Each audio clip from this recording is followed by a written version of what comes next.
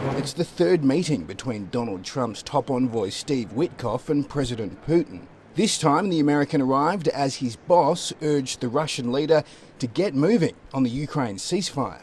The Kremlin downplayed any expectations of a breakthrough, but there was progress in the NATO headquarters in Brussels, where defence ministers from 30 countries met for talks on Ukraine's future. We must put more pressure on President Putin to end his war.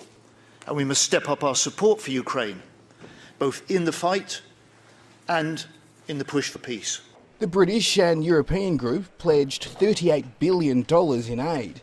Peace in Ukraine appears to be out of reach in the immediate future. Russia needs to understand that Ukraine is able to go on fighting, and we will support it.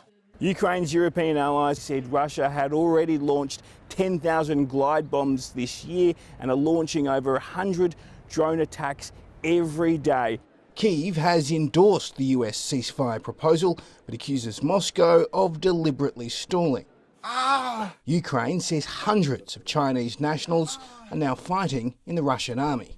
This means Russia is clearly trying to prolong the war, even by using Chinese lives.